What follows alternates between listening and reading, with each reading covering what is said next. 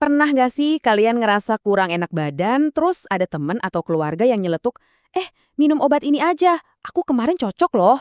Pasti sering banget kan? Nah, selamat datang di pembahasan kita kali ini. Hari ini kita bakal ngebongkar habis-habisan sebuah kebiasaan yang mungkin tanpa sadar sering kita lakuin di rumah. Ya, pengobatan mandiri atau kebiasaan turun-temurun kita yang sering dilabeli prinsip cocok-cocokan. Kita bakal bedah bareng-bareng nih, apa sih yang sebenarnya terjadi di dalam tubuh kita waktu kita nekat minjem resep obat orang lain?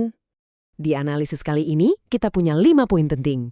Mulai dari melihat bahaya tersembunyi swamedikasi, membedah mitos versus realitas biologis, memahami mengapa tubuh berbeda, ngebahas tragedi SJS yang mematikan, dan terakhir ditutup dengan protokol keamanan obat. Oke, kita langsung masuk ke bagian pertama. Bahaya tersembunyi dari tren pengobatan mandiri. Jujur aja deh, ngobatin diri sendiri itu rasanya emang hemat waktu dan uang kan? Nggak repot antri ke dokter. Tapi coba tebak, menurut data BPS tahun 2021, penduduk yang melakukan swamedikasi itu melonjak drastis ke angka 84,23%. Gila nggak tuh? Artinya, 8 dari 10 orang di sekitar kita itu biasa ngediagnosis penyakit mereka sendiri. Kita pasti hafal banget deh sama suasana ini. Kita datang ke apotek, terus terjebak dalam semacam fanatisme merek. Banyak loh orang yang beli obat murni cuma gara-gara temennya bilang, pokoknya pakai merek ini aja, manjur banget. Mereka nekat beli tanpa diagnosis yang jelas dan tanpa tahu apakah zat aktif di dalamnya itu benar-benar pas buat mereka. Lanjut ke bagian kedua, mitos versus realitas biologis. Kebiasaan cocok-cocokan ini sebenarnya lahir dari satu mitos besar. Kalau gejalanya sama, obatnya pasti sama. Padahal nih, minjem obat temen gara-gara batuk kalian kedengaran mirip, itu tuh sama konyolnya kayak kalian minjem kacamata minus temen cuma karena mata kalian berdua sama-sama perih. Nggak nyambung kan? Tubuh kita itu memproses zat kimia pakai cara yang super unik, layaknya sidik jari metabolisme. Fakta ilmiahnya ini benar-benar bikin merinding. Tahukah kalian, kalau sampai 95% perbedaan respons obat antar individu itu ditentukan oleh genetik. Iya, genetik. Bukan karena kebetulan, hoki-hokian, atau sekedar cocok-cocokan layaknya ramalan zodiak. Genetik kita lah yang jadi penentu utamanya.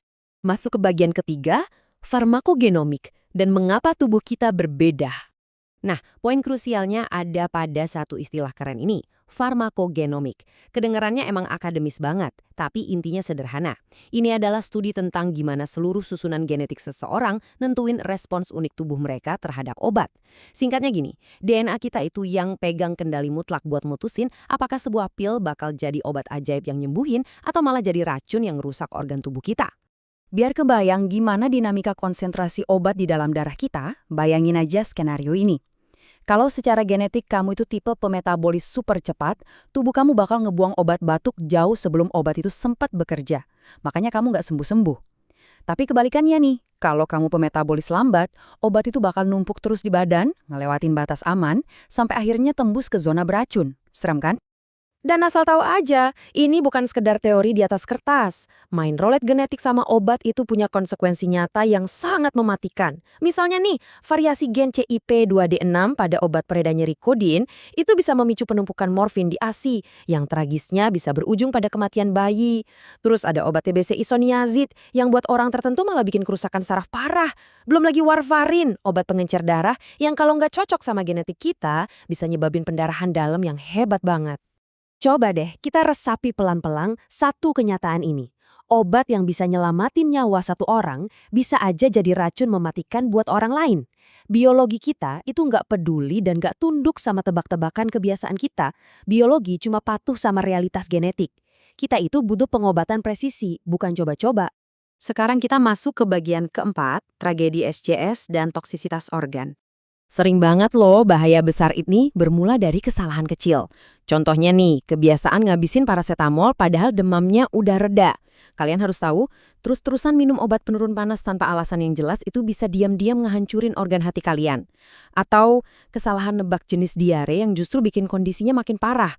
Belum lagi yang nekat minum obat flu dekongestan sembarangan, malah memicu krisis darah tinggi gara-gara emang punya riwayat hipertensi. Tapi dari semua itu, mimpi buruk yang paling ditakutin itu namanya sindrom Stevens-Johnson atau SJS. SJS ini adalah reaksi imun ekstrim karena nolak obat. Pergerakannya itu super cepat dan nakutin banget. Awalnya cuma demam tinggi sama badan lemes biasa. Terus mendadak muncul ruam-ruam keunguan. Nggak lama habis itu, kulit mulai melepuh kendor dan puncaknya terjadi pengelupasan kulit dan selaput lendir secara luas di sekujur tubuh. Kenapa?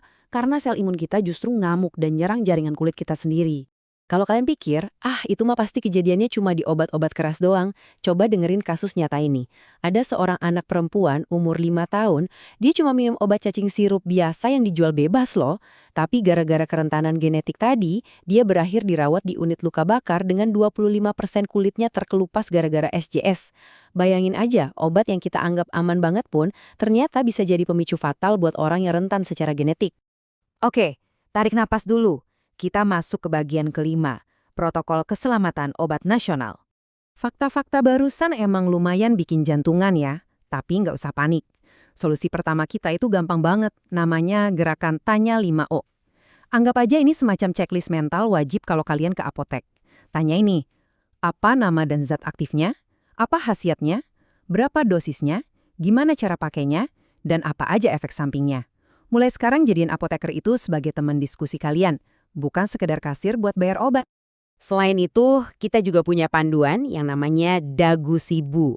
Dapatkan obat di tempat yang resmi, gunakan sesuai aturan yang benar, simpan dengan aman. Nah ini penting nih, perhatiin suhunya, karena obat itu bisa rusak dan malah jadi racun kalau salah simpan. Dan terakhir, buang dengan aman. Maksudnya, pastiin kalian ngancurin dulu tabletnya atau ngerusak botolnya biar nggak didaur ulang sama oknum pembuat obat palsu. Cara kita ngelola obat itu sama krusialnya dengan cara kita minumnya. Dan sebagai pondasi utama buat kalian di rumah, selalu pegang aturan 3J. 1. Jangan pernah niru obat orang lain. 2. Jangan berhentiin jadwal minum obat sembarangan, apalagi kalau itu antibiotik. Wah, pantang banget. Dan 3. Jangan pakai obat kalau informasinya nggak jelas. Intinya, tenaga medis profesional itu adalah sekutu terbaik kalian buat ngelawan mitos coba-coba ini.